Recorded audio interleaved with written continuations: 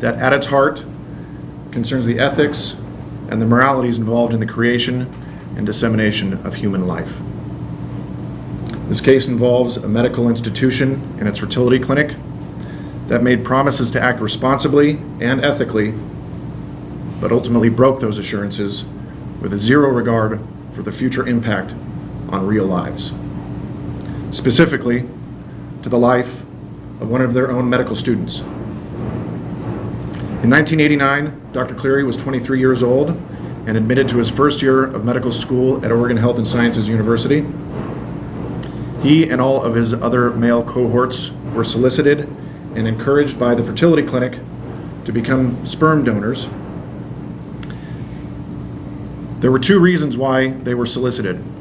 One was to help infertile couples conceive children, and the other was for groundbreaking research in the field of fertility at that time. Only after OHSU assured young Dr. Cleary that no more than 5 offspring would be born from his donations, and that all of those offspring would be born on the East Coast, did Dr. Cleary agree to donate his sperm for fertilization purposes. Rightly so, Dr. Cleary had no way of knowing whether or not OHSU had fulfilled those obligations and those promises until recently. So can you imagine his shock when, after 30 years, Dr. Cleary recently received the revelation that no less than 17 children have been born from his donations, all of which occurred here in the state of Oregon in the Pacific Northwest. In that discovery, his life and the lives of those in his custodial family were forever changed. OHSU committed fraud on Dr. Cleary and then profited from ignoring that agreement. The implications of this unethical breach by the very institution that was paid to educate future doctors in best care practices is emotionally staggering for Dr. Cleary. As a father, as a physician, and of course not to mention to his family and to his now discovered offspring. Allison Alley is here with us today, bravely coming forward to meet her biological father. I want everybody to take a moment and realize that this is the first moment that Dr. Cleary has been introduced to one of his biological offspring here in the state of Oregon. We're also here with James Cleary, my co-counsel on this case, and Dr. Cleary's custodial son. And again, here to meet his half-sibling for the very first time.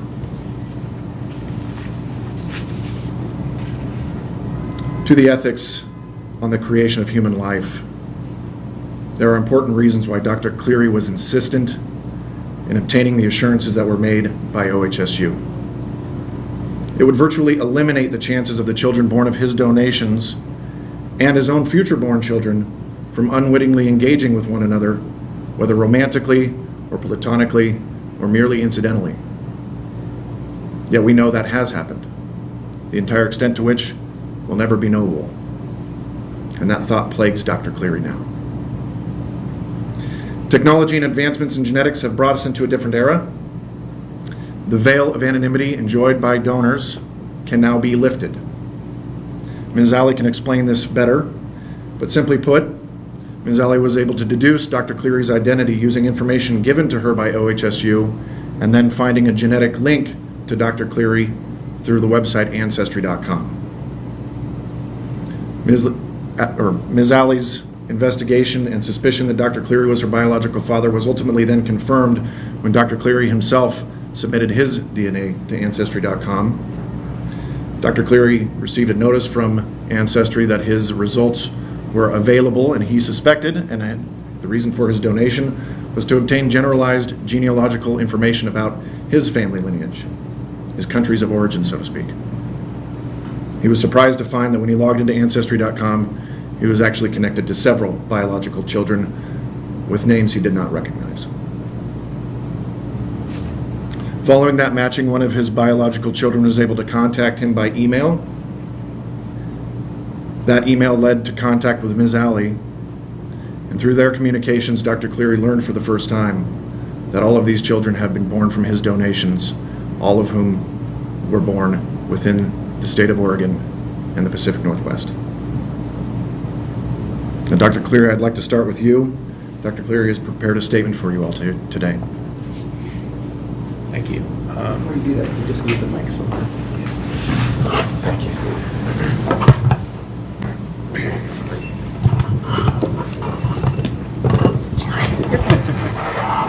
A few of them.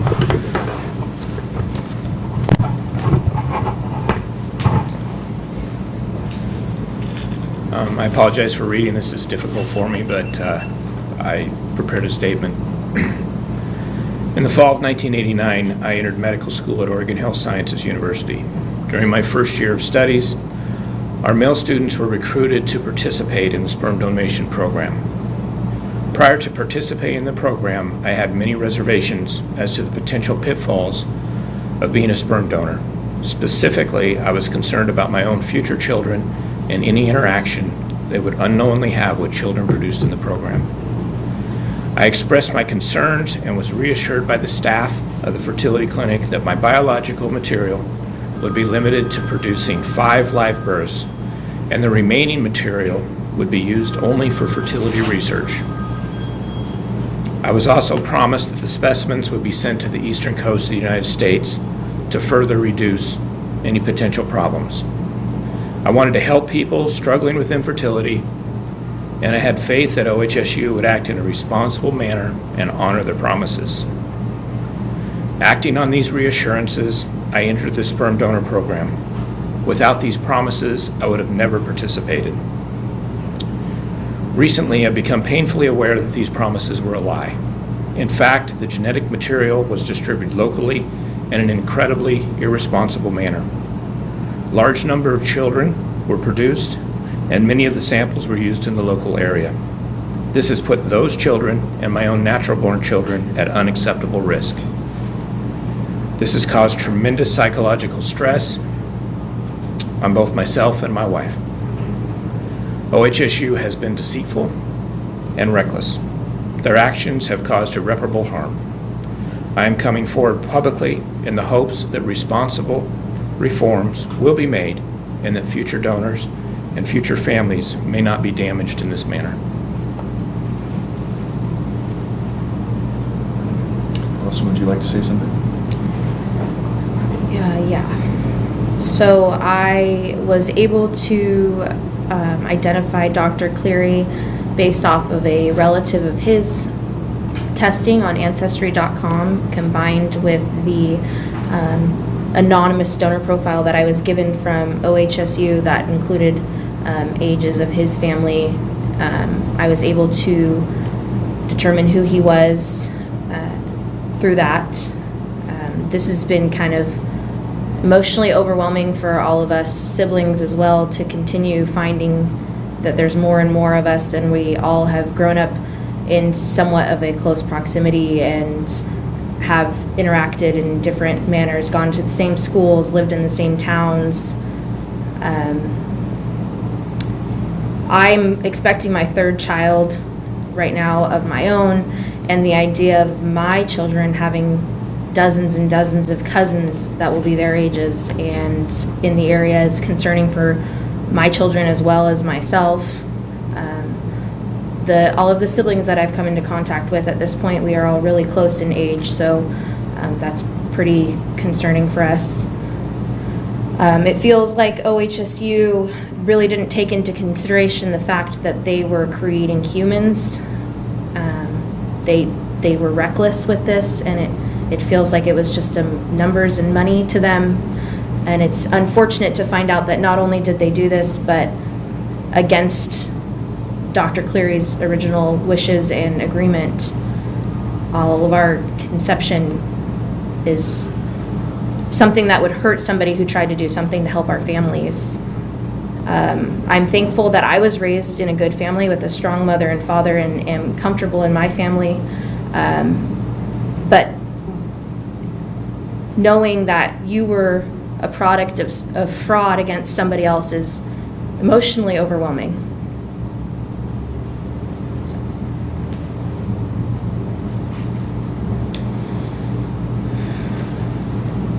Did you originally do the ancestry just to see where you, for health reasons?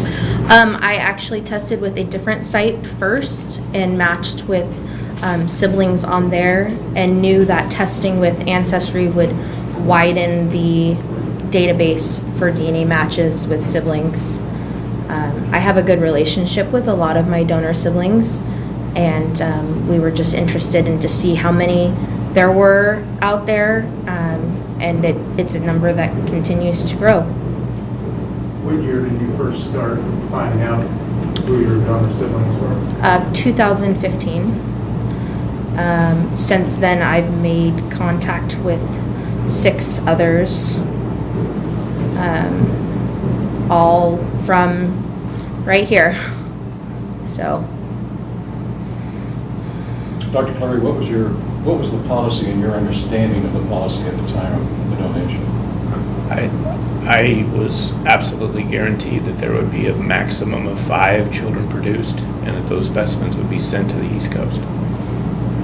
and when I obtained my information from OHSU, I was told that they could not give me an exact number of births that had come from my donors' donations, but that my donor had been capped and had at least 14 births in this region, and that there were exceptions to those caps, such as parents with children from that donor could use the same donor again, which we know has happened, and also that all of those live births were self-reported. Mothers were inseminated with the donation and never followed up with to find out if there was a child. They had to call in themselves and let the clinic know that a pregnancy resulted from that. So if a mother did not report it, those children would not be one of the counted 14. So you really don't know? No. I have no idea. How do you feel as a dad? Just, I mean, you have your 4, you raise those, and you know, I think that's normal. I'm a dad too. Just kind of, you have that obligation. When you realize that it's extended by another 17 at least, kind of, I guess, fatherly duties. Kind of, how do you deal with that? It's overwhelming. I don't. Dr. Cleary has struggled substantially on what obligation he owes to these children who have now been discovered and are contacting him. That's one of the major facets that has also caused a rift within his own family. Can you address that? When I first found out, it was very difficult for my wife. She was concerned, excuse me, knowing how I feel as a father and how important it is to me, she was very concerned about me being emotionally involved with donor kids. And at the time, I had no idea of the scope, and I thought, you know, this is gonna be fine. And then at some point, I just had to say, this is crazy. I can't be emotionally invested in all these people, and it's been very difficult. Can you describe how this meeting was here today, meeting Allison for the first time, and for all 3 of you, really? She's an amazing young lady. It's been great to meet her. It's difficult, and you know, I worry about her kids, and I worry about what this has put her through.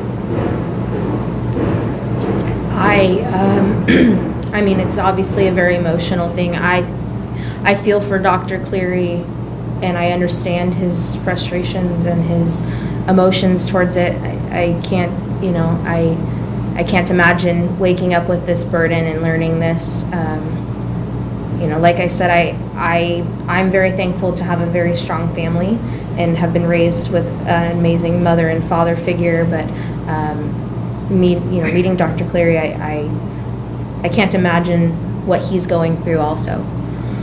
Do you want a relationship with Dr. Cleary or with any of the other siblings that you just recently met with? I originally, you know, when I went into looking for siblings, or looking into the situation, I was looking for siblings. I was raised by my mother's only child, so the idea of having siblings was really exciting to me, and the whole donor aspect to it was not really of interest to me. And even when I contacted Dr. Cleary, letting him know that this was what happened and this is the information I have, I started that email by saying, I'm not in a place in my life where I'm looking for any sort of relationship with you. I don't feel that Dr. Cleary signed up to be a father to all of these children, so I'm definitely not looking for any sort of that relationship from him, but I feel for him significantly.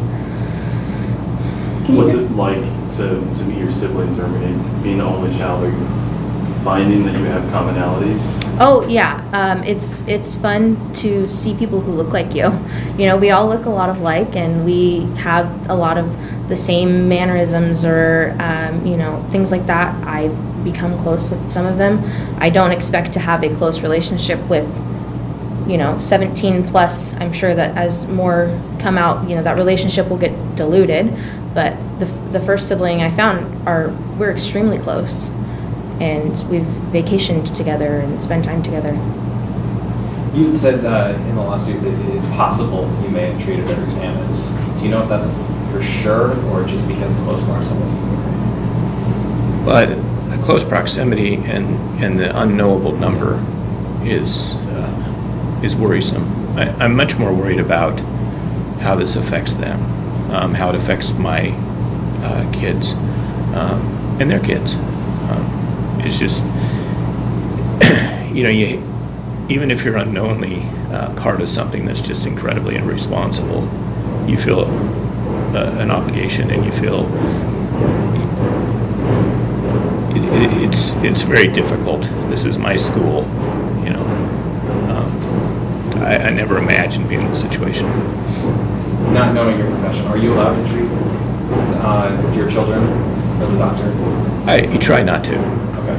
I'm a family practice physician, and you try not to because you're emotionally involved, and it's probably not ethically if it's something serious. And how much worse is it if you later find out your situation and that you're a donor and come to find out that that's the doctor that's been treating you? I can't imagine that would be a very comfortable situation by any means. Doctor, Alex, can you describe a little bit about your childhood, your age, where you live now, where you grew up and where you live now, what you do for a living? Mm-hmm. I am 25 years old. I was raised in a traditional household with a mother and father in Vancouver, Washington. I was conceived at OHSU and born here in Portland, Oregon. And I was raised in Vancouver. I had a great childhood. My parents were phenomenal. I did not learn that I was donor conceived until I was 20, when I started asking questions to my parents about my father that I was raised with having health issues and the potential of those things being passed on to my children. And my mother let me know that that was not a concern. As far as what the man that I grew up with as my dad passing those genes on to my kids. At that point of not knowing Dr. Cleary, I didn't have any updated medical history as far as my donor and the potentials of any health issues that he could have that would spread to my children. But I did not learn that I was donor conceived until I was about 20 years old. And how old are you now? I'm 25. Doctor, can you talk about your thought process that made you submit your material to Ancestry? And can you talk about your reaction when you figured it out? Looking back, it was just dumb on my part. I was looking at Ancestry to find my ancestry. And I never imagined when I actually signed up, which is an oversight on my part, that I always knew there was those 5 kids out there on the East Coast, but it didn't even occur to me that that would be an issue. And when the matches came back, I knew something was wrong, because the odds of, there were 4 instant matches, and the odds of that happening was not reasonable. And then it was not very long after where someone contacted me through that site, and I realized that they had been conceived locally, and that was kind of the point where I knew that something was really wrong. And I found out through this process that before that ever happened, I had biological kids that were having meetings in Vancouver and getting together, and you know, I'm very happy that they're seeking that for themselves. It's just very difficult to imagine. They knew me long before I had any clue that this was going on. So your first was from an email? No, another biological child that was on Ancestry contacted me, and I became aware that there was more. What do you want from OHSU? A dollar amount, I know, but what would make this better at all? I want this not to happen to people. I want them to change. There needs to be some sort of regulation. You know, it can't be that hard to go out and find healthy donors. But the idea that you can produce that many children from one donor and throw them all in the same region, and then to have the mothers self-report. I mean, there could be a huge number of kids out there, and there's got to be some sort of reforms.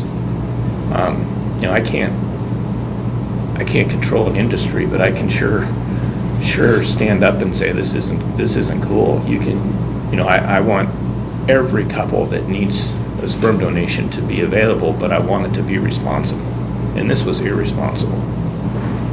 Dr. Cleary, do you feel like they used your sperm, like by advertising it because you were a medical student? Did they tell the mothers that you were a medical student? Yeah, I don't have all that information on what they told each mother. I know that has been a thing with fertility clinics.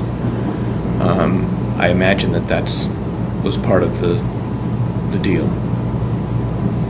You also mentioned this is overwhelming, and you're obviously sorting through a lot about as far as your relationships with these 17 kids or what sort of obligations you might have. Has the thought crossed your mind? I mean, I'm trying to understand what you're thinking, that maybe someone will contact you and they'll be having trouble in their life, or will you feel responsible? Is that what you're trying to sort through? Like maybe they need emotional support or money, or they don't have any family and they're looking for a relationship, or have those things crossed your mind if they're not doing well in life? Yes. There's so many things to consider. You know, I consider myself first and foremost a dad to my kids. My kids are very important to me, and I, for better or worse, spend a lot of time thinking about how they're doing and trying to help them, you know, be responsible adults, and it's just a huge part of my life. And I know that ethically maybe I'm not responsible for anything, but I would feel like I'm not doing my job if I don't bring this forward, because the right thing to do is to get somebody to stop doing this sort of thing.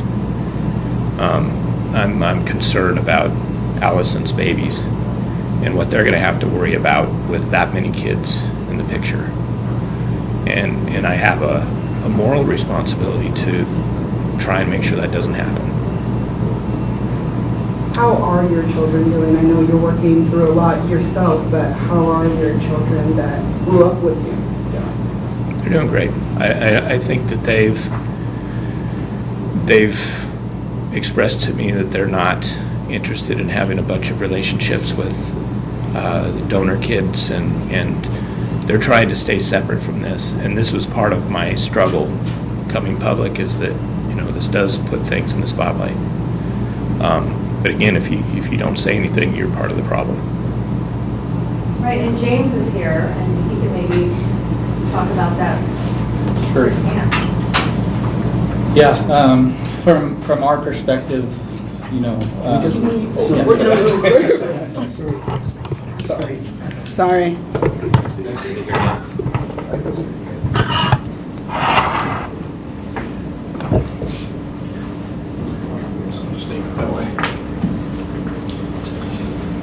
So from our perspective, you know, my dad is my dad, and nothing is going to take that away. I don't want to speak on behalf of all my siblings, but I can say that our concern is for our dad, because he's been put through an emotional ringer that no one should have to deal with. And I'm in a position, as an attorney, that I can advocate for him in this instance.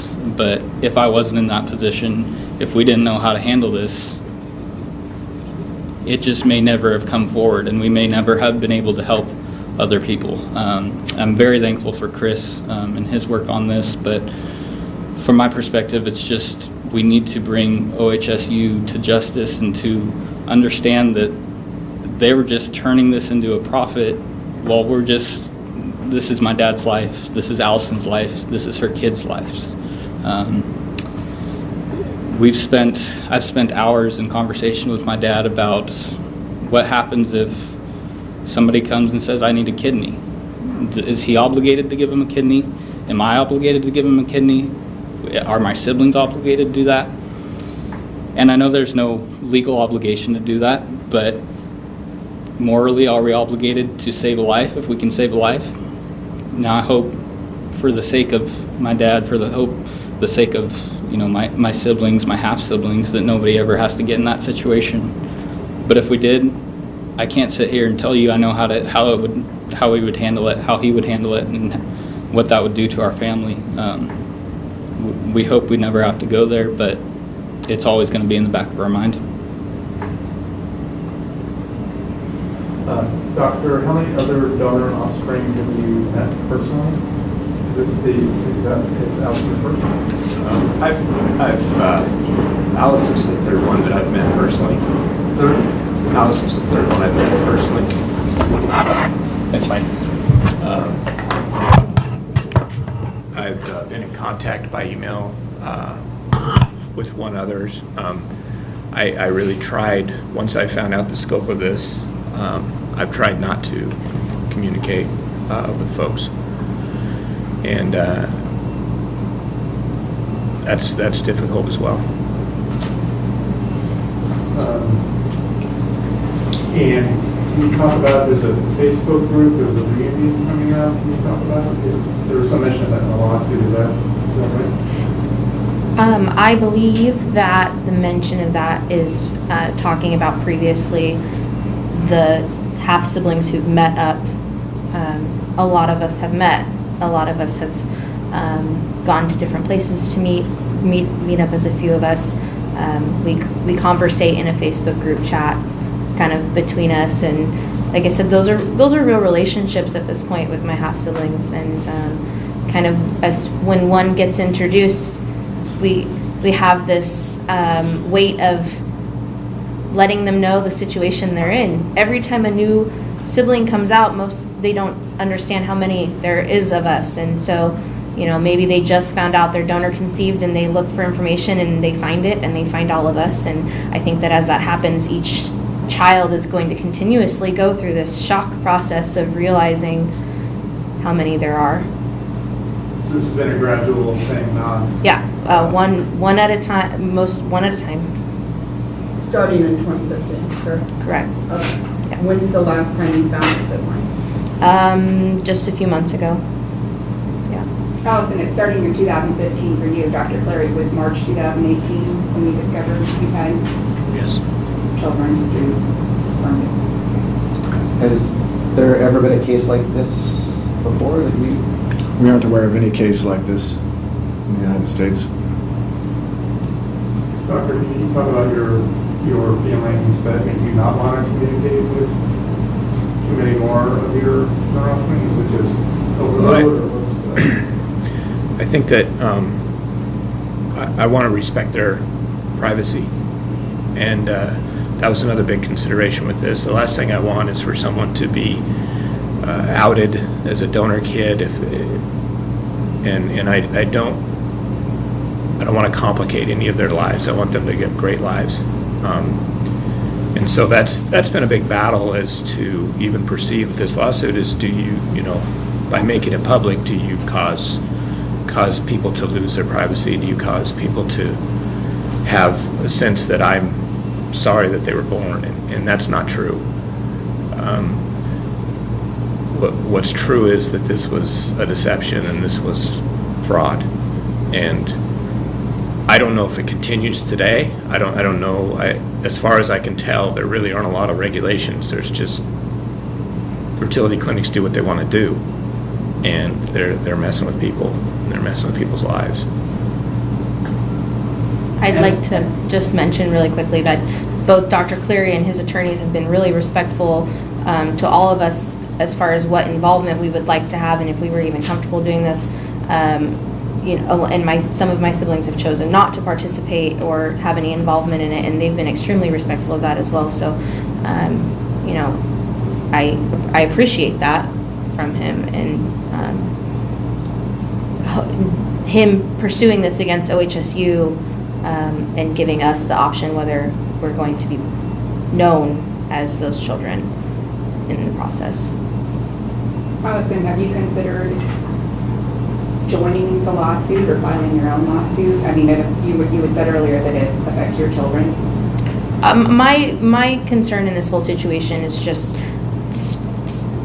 that it's wrong, and you know that hasn't been anything that I've considered or talked about. This is just before I knew that Dr. Cleary was told something that wasn't done. You know, this was a shock for me and for my siblings to know how many of us in the same area there were in general.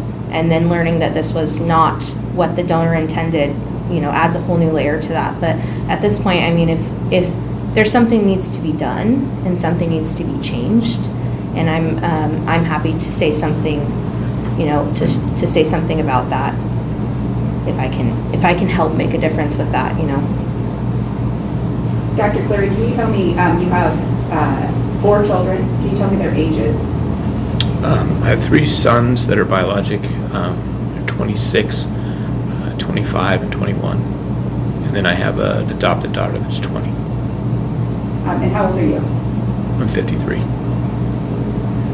Forgive me if this is too private a question. Did your wife know that you had donated sperm? After my first year of medical school, I met and got engaged to my wife. I'm divorced. I'm my first wife. And while we were dating, I told her about this. And she had the same concerns I did. And she was okay with the fact that it was just 5 kids. It was just the East Coast. And we didn't think that, you know, she didn't think it'd ever be a problem. Sorry to interrupt. She's the mother to your children. Correct. That your custodial children. Correct. And you told her at the time you met her, or? Well, after we were dating for a while, I told her that this was something that I was doing at the time, and then I continued after getting married, and she was okay with it. My current wife, my last wife, when we were dating, I told her about this as well, because I think you have to be honest about these things, but I had no idea of the scope. And when this all came out, it was really tough on her. Is there a shelf life for your donation? Or do you know if they still have any? Thanks to Allison, I know that they were available in 2002. I don't have any other information. I initially contacted the fertility clinic, and they really didn't respond to me. What do you think? My mother called OHSU in an attempt to have another child in 2002, and they did tell her that the same donor was available. She changed her mind and ended up not having another child, but they did tell her that it was available to have a second sibling by the same donor at that time. So right now, you know you're the youngest? No. No. No. The siblings that I'm aware of range from 27 to 23. How about the 17 children? Do you know the age range? How about where they live? I don't know that much about them, and I think the number is unknowable, unfortunately. 17 is where we're starting. There's been some mention about how this was about money and profit for OHSU. Can you talk more about what you mean by that and what your understanding is of the economics of it? Chris? Sure. Well, last time, yeah.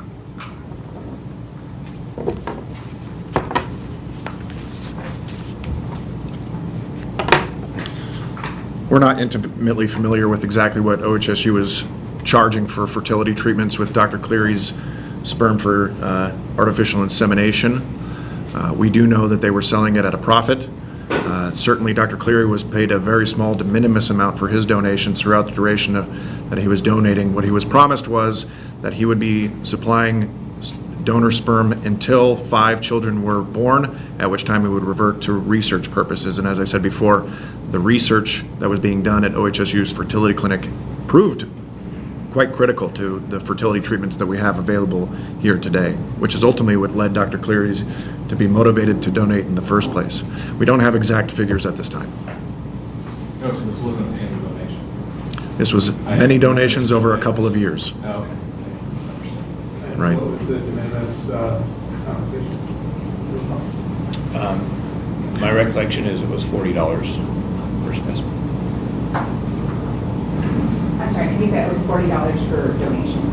And you, how many? I have no idea. It was over an extended period of time. It's my guess that people, and a doctor like yourself, is certainly aware of the potential for the genetic conflicts that could happen in life. Wouldn't these people also be aware of that? And it's hard for me to imagine. You're talking about the fertility clinic? The clinics. The people who are supplying couples with Dr. Cleary's donation certainly had to have considered these ethical conundrums when you're dealing with the creation of humans. This is something that must have gone through their mind as they're disseminating life through a relatively small geographic area. And then if you think about it, it's not just those children that they've created that may come in contact, it's the exponential increase of children that will come in contact with each other as grandchildren and great-grandchildren are born, creating the very real opportunity for people to intermingle with one another in ways that as a society we simply wouldn't want relatives to intermingle. What happens next legally with the lawsuit? Wait for a response from OHSU, Well, or where do you go? We'll wait for OHSU's response. We've got some additional investigation to perform. We're going to be asking them for some documentation regarding the policies and procedures that were in place at the time that Dr. Cleary was donating his sperm. I think at this time we'll have no further questions. We thank you all for being here today. Yeah. Yeah, thank you all very much.